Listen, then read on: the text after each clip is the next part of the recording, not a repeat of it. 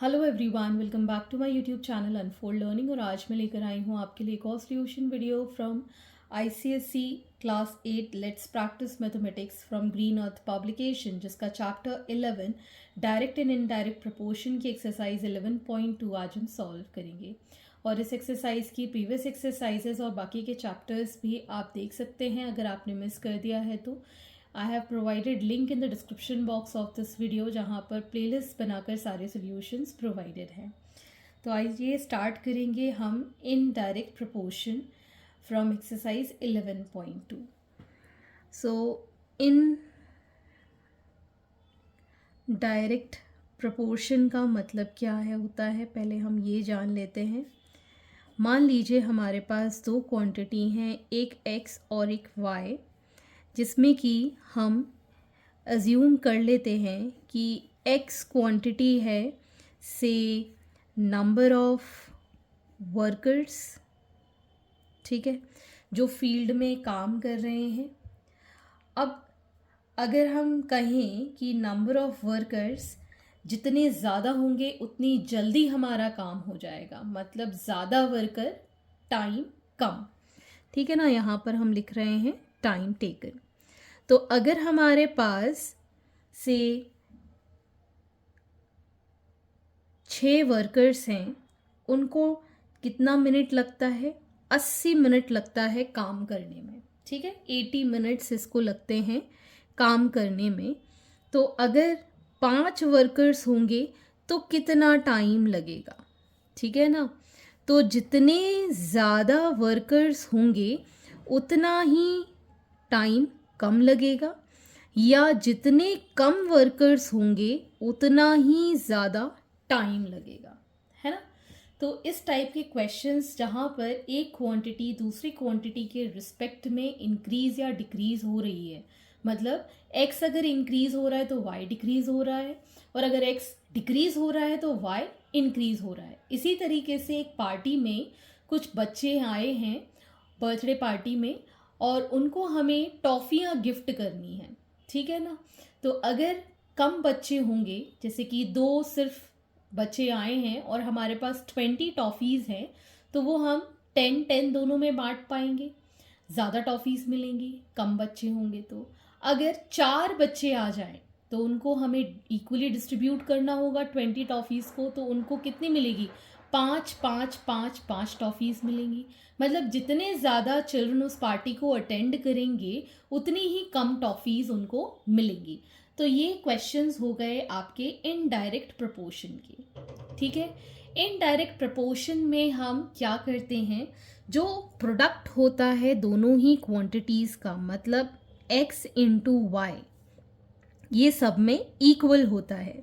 तो हम यहाँ पर लिख पाएंगे that 6 into 80 will be equal to 5 into X, ठीक है। तो इससे हम x की वैल्यू निकाल पाएंगे 6 इंटू 80 डिवाइडेड बाय 5, 5 1 ज़ा 5, 5 6 ज़ा, so it is going to be 96 minutes. ये आ गया हमारे पास 96 मिनट्स। ज़्यादा वर्कर्स थे, कम टाइम लग रहा था, कम वर्कर्स हैं तो ज़्यादा टाइम लग रहा है। तो इसी पे बेस्ड हमारी अब नेक्स्ट एक्सरसाइज है, जिसको हम इनडायरेक्ट प्रोपोर्शन से सॉल्व करेंगे। So moving on to the exercise 11.2। So question number 1, observe the table given below and find the value of A and B if they are inversely proportional। तो जैसे कि हम concept समझ चुके हैं, inversely proportional में क्या होता है, product of the quantities is equal in every column, ठीक है ना। तो for inverse proportion x into y is equal to 5 into 18, which is equal to 9 into 10, which is equal to 15 into a, which is equal to b into 30। तो अब हम ये दोनों ratio ले लेते हैं। So 9 into 10 is equal to 15 into a. तो a की वैल्यू कितनी हो जाएगी? 9 इंटू 10 बाय 15, 3 3 ज़ा 3, 5 ज़ा 5 2s, सो इट इज़ 6. ए की वैल्यू आ गई है 6. अगेन हम 9 इंटू 10 को b इंटू 30 के इक्वल ले लेते हैं. So b will be equal to 9 into 10 by 30. ये दोनों कैंसिल 3 टाइम्स, सो b की वैल्यू हो गई 3. आप कोई भी रेशो ले सकते हैं, ऐसा ज़रूरी नहीं कि मैंने यही लिया है तो आप ये भी लेके सॉल्व करेंगे तब भी आपका आंसर सेम आएगा, because product is equal in every ratio. यहाँ पे जो इन दोनों का जो कॉलम का प्रोडक्ट है वो इक्वल ही आएगा. 5 into 18 is 90, 9 into 10 is also 90. अब ए की वैल्यू हमने 6 निकाली, 15 इंटू 6 भी 90 होता है. बी की वैल्यू भी हमने 3 निकाली है, तो 3 इंटू 30 भी 90 होता है. तो दोनों के प्रोडक्ट्स जो होंगे वो हर कॉलम में इक्वल आएंगे, तो आप कोई भी ले सकते हैं. Moving on to the next question. Question number 2, check whether the following table is inversely proportional. तो इनवर्सली प्रोपोर्शनल के लिए इन दोनों का जो प्रोडक्ट है that should be equal in every column. So x into Y हम कैलकुलेट करेंगे. 9 इंटू 4 कितना हो जाएगा? 36. 3 into 12 is 36. 9 6 is 54, and 36 into 1 is also 36, and 45 into 0.8. 8 5s are 40, 0 4, 8 4s are 32. ये भी 36 आया है, लेकिन ये जो पोर्शन है this is not equal to 36, मतलब ये प्रोपोर्शन में नहीं है. This is not inversely proportional. अब हम निकालेंगे सेकेंड वाला पार्ट x अपॉन वाई के लिए, that is x into Y. 48 into 3, 8 3s are 24, 4 2 carry, 4 3s are 12, 144. 36 into 4, 4 6 are 20, 6 4s are 24, 2 carry, this is again 144. Again 24 into 6 करेंगे, 6 4s are 24, 2 12, 144, and 12 into 12 is also 144.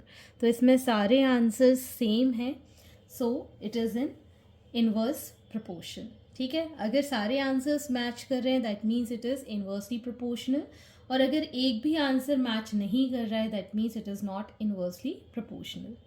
Question number 3, if 45 men can do a piece of work in 49 days, in how many days will 35 men do it?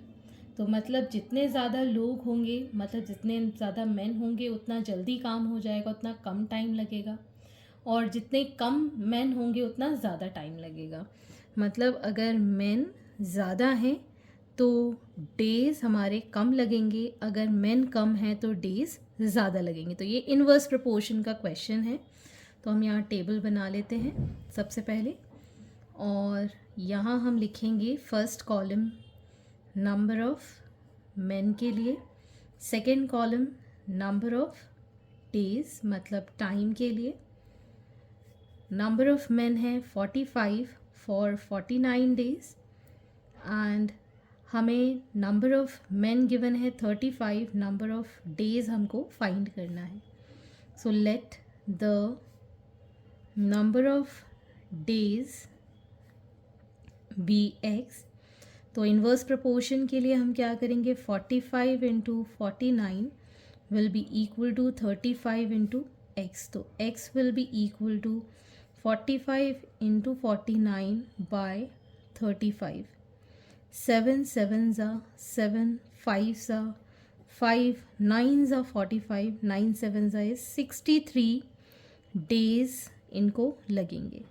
ठीक है ना. So number of days हमने determine कर लिए हैं, that is 63. Question number 4, if 15 workers can build a wall in 48 hours, how many workers will be required to do the same work in 30 hours. तो यहाँ पर भी वही, वर्कर्स जितने ज़्यादा होंगे उतना कम टाइम लगेगा. तो ये भी इन्वर्स प्रोपोर्शन का है. कॉलम बना लेते हैं हम यहाँ पर.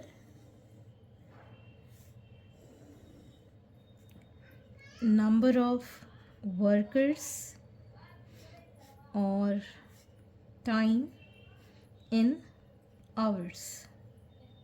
ठीक, तो 15 वर्कर्स 48 आवर्स में काम करते हैं, तो x वर्कर्स हम 30 आवर्स में कितना काम कर पाएंगे, मतलब कितने वर्कर्स काम करेंगे। तो हम ले रहे हैं let the number of workers be x. So 15 into 48 will be x into 30. So x will be equal to 15 into 48 divided by 30. इसको हम नीचे ले जाएंगे। 15 2 ज़ा 2 से ये कैंसिल हो जाएगा, 2 ज़ा 4 ज़ा। So there are 24 workers required.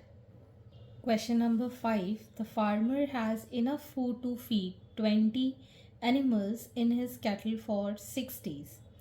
How many would the food last if there were 10 more animals in the cattle? तो उसकी जो कैटल है उसके अंदर 20 एनिमल्स हैं, तो मतलब जितने ज़्यादा एनिमल्स होंगे खाना उतनी जल्दी ख़त्म होगा, क्योंकि खाने वाले लोग ज़्यादा हैं। मतलब एनिमल्स अगर ज़्यादा होंगे तो फूड जो है वो जल्दी ख़त्म हो जाएगा, कम पड़ जाएगा। अगर एनिमल्स कम होंगे तो फूड ज़्यादा दिनों तक चलेगा, ठीक है ना। नंबर ऑफ़ डेज़ जो फूड का सर्वाइवल होगा वो ज़्यादा दिन तक चलेगा। तो मतलब ये इन्वर्स प्रोपोर्शन का क्वेश्चन हो गया हमारे पास, ठीक है। तो अब हम टेबल बना लेते हैं इसके लिए।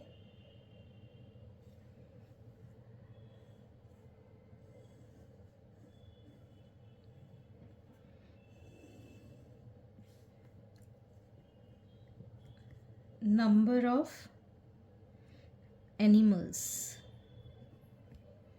And number of days. तो पहले तो 20 एनिमल्स थे तो 6 दिन तक चल रहा था, 10 और बढ़ गए, ठीक है ना। 10 और बढ़ गए मतलब 20 + 10, अब हो गए हमारे पास 30 एनिमल्स। और हमें let the number of days be x। तो यहाँ पर 20 × 6 will be equal to 30 × x। So x will be equal to 20 × 6 upon 30। ये 0 से ये 0 cancel 2 times. So it is 4 days जो कि ये खाना लास्ट होगा, ठीक है ना। तो 30 कैटल्स को फीड करने के लिए 4 डेज़ का खाना उनके पास अवेलेबल है। Question number 6. A farmer has enough food to feed 28 horses for 9 days. How long would the food last if there were 8 more horses? तो 8 हॉर्सेस और ऐड हो गए तो ये खाना कितने दिन तक चलेगा। ये भी प्रीवियस वाले क्वेश्चन की ही तरह है। पहले हम टेबल बना लेते हैं। फर्स्ट कॉलम में हम लिखेंगे number of horses and second column में नंबर ऑफ डेज जो ये खाना एंड होगा, ठीक है। तो यहाँ पर हमारे पास जो नंबर ऑफ हॉर्सेस गिवन है दैट इज़ 28 और 8 मोर हॉर्सेस उन्होंने ऐड कर दिए, मतलब 28 + 8 दिस विल गिव 36 हॉर्सेस, ठीक है। 9 डेज़ तक ये खाना खा रहे हैं 28 हॉर्सेस 9 डेज़। सॉरी, यहाँ पर ये आएगा 28 + 8 दैट इज़ 36। यहाँ पर नंबर ऑफ़ डेज़ हमको लिखना है दैट इज़ 9, ठीक है। इसके लिए हम ले रहे हैं x, ठीक। So let the number of days be x for the food to last, for food to last. तो यहाँ पर हमारे पास आ जाएगा 28 × 9 is equal to 36 × x। So x will be equal to 28 × 9 by 36। 9 4 ज़ा 36, 4 7 ज़ा 28। तो 7 डेज़ तक ये खाना चल सकता है। So hence this is the answer. Question number 7. Amit cycled to his school at an average speed of 14 km/h. It takes him 30 minutes to reach the school in time. At what speed would he cycle if he want to reach 2 minutes earlier? तो यहाँ पर हमारे पास अगर वो pedal करके speed बढ़ा के जाता है तो जल्दी पहुँच जाएगा, स्पीड ज़्यादा टाइम कम, और अगर स्पीड कम रखता है तो टाइम ज़्यादा लगेगा। मतलब ये इन्वर्स प्रोपोर्शन का क्वेश्चन है। टेबल हम बना लेते हैं यहाँ पर। फर्स्ट हम रखेंगे स्पीड एंड सेकेंड हम रखेंगे टाइम टेकन। ठीक है, स्पीड हमारे पास है 14 किलोमीटर पर आवर की स्पीड पे ये जा रहा है, 30 मिनट्स में ये पहुंच रहा है। दूसरा है हमको स्पीड निकालनी है 2 मिनट्स अर्लियर, मतलब 28 मिनट्स में पहुंच रहा है। अर्लियर मतलब 2 मिनट पहले पहुंच रहा है, तो 30 में से 2 माइनस किया तो 28 मिनट्स हमको मिला। ठीक है ना। अब ये किलोमीटर पर आवर में, ये दोनों किस में है, मिनट्स में, तो इसको डिवाइड बाय 60 करेंगे, इसको डिवाइड बाय 60 करेंगे, तो ये आ जाएगा 3/6 आवर्स। ठीक है, और इसको भी हम 28/60 आवर्स लिखेंगे।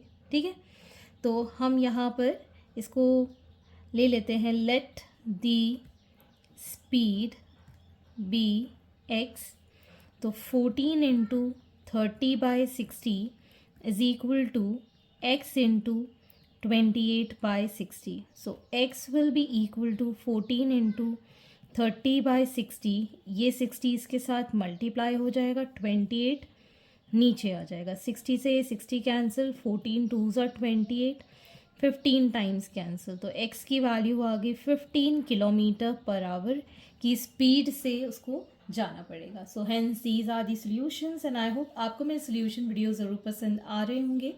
अगर आपको कोई भी डाउट या क्वेरी है तो आप मेरे चैनल के कमेंट सेक्शन में कमेंट करके, या फिर आप मुझे सर्च कर सकते हैं on Telegram by the name unfold learning, जहां आप अपने डाउट्स क्लियर कर पाएंगे। At last please do share my videos with your family and friends and don't forget to subscribe my channel. Thank you for watching.